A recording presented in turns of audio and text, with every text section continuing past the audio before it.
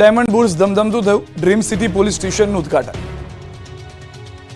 Surat diamond બુર્સમાં dream city police સ્ટેશનનું થયું ઉદ્ઘાટન. કેન્દ્રીય જળશક્તિ મંત્રી CR પાટીલ અને રાજ્યના ગૃહ રાજ્યમંત્રી હર્ષ સંઘવીના હસ્તે ઉદ્ઘાટન કરાયું. સુરત શહેરનું આ 40મું પોલીસ સ્ટેશન છે, જે વિશેષ કરીને સુરત ડાયમંડ બુર્સ અને ખજોદ ગામ માટે બનાવવામાં આવ્યું છે. સુરત ડાયમંડ બુર્સમાં કરોડોની કિંમતના હીરાની હેરાફેરી થતી હોય છે. તેને લઈને અહીંયા વિશેષ સુરક્ષાની જરૂર હતી, જેમાં ગુજરાત સરકારે ડ્રીમ સિટી પોલીસ સ્ટેશનને મંજૂરી આપી. સાથે જ સુરત ડાયમંડ બુર્સને અલાયદું પોલીસ સ્ટેશન આપવા બદલ ડાયમંડ બુર્સના ચેરમેન અને ગોવિંદભાઈ ધોળકિયાએ રાજ્ય સરકારનો આભાર વ્યક્ત કર્યો. તો રાજ્યસભાના સાંસદ અને સુરત ડાયમંડ બુર્સના ચેરમેન ગોવિંદભાઈ ધોળકિયાએ હીરામાં મંદીને લઈને રત્ન કલાકારોની કફોડી સ્થિતિની ચિંતા વ્યક્ત કરી અને ખાતરી આપી કે રત્ન કલાકારોની સહાય માટે વિશેષ બોર્ડની કેન્દ્ર સરકાર સમક્ષ રજૂઆત થઈ છે. બીજી તરફ સુરત ડાયમંડ બુર્સમાં માત્ર 100 જેટલી ઓફિસ શરૂ થઈ છે. આગામી 21મી તારીખે વધુ 100 જેટલી ઓફિસો શરૂ થવાની શક્યતા છે. ગિરનારને ફળ્યો રોપવે પ્રોજેક્ટ, 32 લાખ લોકોએ લીધી મુલાકાત. જૂનાગઢના ગિરનારને રોપવે પ્રોજેક્ટ ફળ્યો છે. અત્યાર સુધીમાં 32 લાખ લોકો રોપવેથી ગિરનારની મુલાકાત લઈને માતાજીના દર્શન કરી ધન્યતા અનુભવી રહ્યા હતા.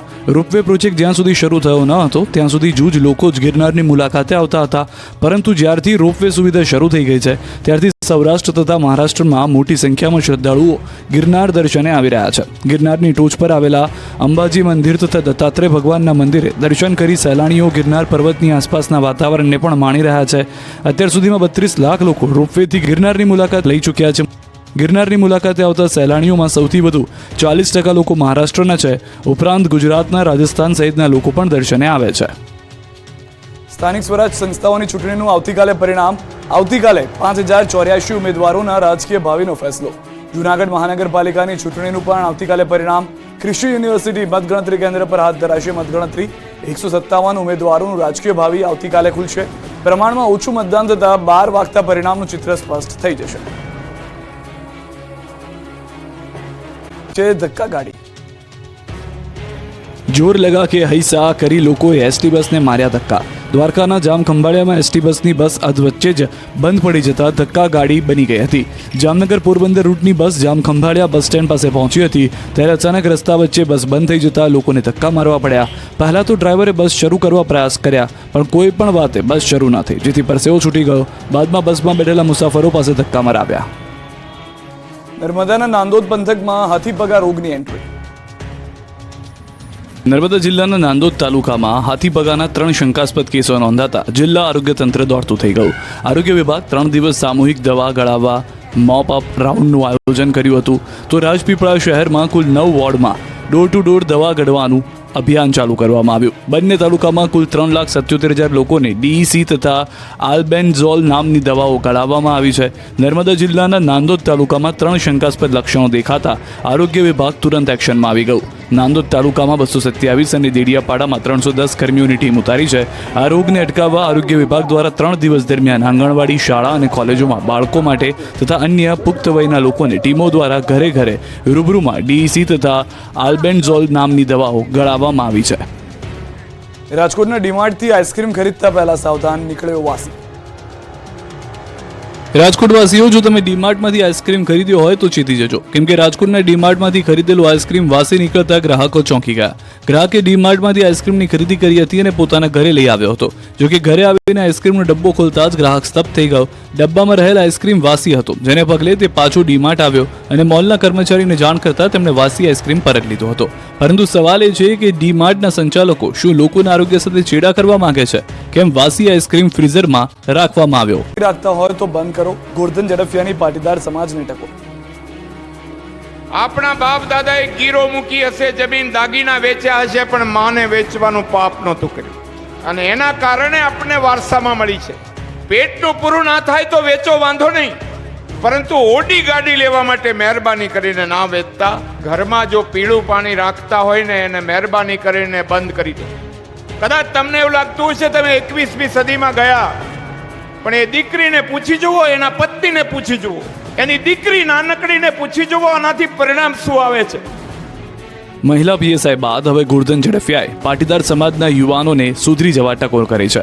મહેસાણાના કડી ખાતે ચુવાડ 72 કડવા પાટીદાર સમાજના સમૂહ લગ્નમાં ગોરધન ઝડફિયાએ પાટીદાર સમાજના યુવાનો આવડા રસ્તે ચડી ગયા છે તેની ચિંતા વ્યક્ત કરી. સમાજની વચ્ચે જ ગોરધન ઝડફિયાએ સમાજને સુધરી જવા માટે ટકોર કરી. ગોરધન ઝડફિયાએ કહ્યું કે બાપ દાદાની જમીન ઓડી ગાડી લેવા માટે ના વેચતા, પણ પેટ માટે જરૂર પડે તો જ વેચજો. તો દારૂડિયા બની ગયેલા કેટલાક પાટીદાર યુવાનોને અપીલ કરતા કહ્યું કે 21મી સદીમાં જીવતા હોવાનો વહેમ રાખી ઘરમાં પીળું પાણી રાખતા હો તો બંધ કરી દો અને ઘરમાં રહેલા દીકરી કે પત્નીને પૂછો કે એનું શું પરિણામ આવે છે. સ્ટેજ પર બેઠેલા આગેવાનોની હાજરીમાં ઝડફિયાએ કહ્યું કે સમાજમાં પરિવર્તન ન લાવી શકતા હોય તો કોઈ હોદ્દા ઉપર રહેવાની આગેવાનોને જરૂર નથી. સાથે જ વિનંતી કરી કે સમાજમાં હવે સંસ્કારની જરૂર છે. સંસ્કાર વિનાની સંપત્તિ કોઈ દિવસ પરિવારને સુખી નહીં કરે.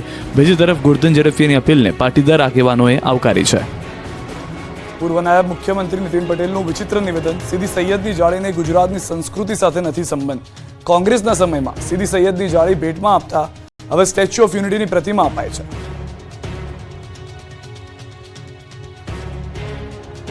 કોંગ્રેસની સરકારો હતી એટલે મારે કહેવું ના જોઈએ. બહારથી મહેમાનો આવે ત્યારે શું ભેટ આપતા હતા? સીદી સૈયદની જાળી. હવે પેલી જાળી અમદાવાદમાં છે ને, ઇતિહાસમાં ચોપડીઓમાં તમે જોયું હશે. આખા ગુજરાતને કંઈ લેવા દેવા નહીં.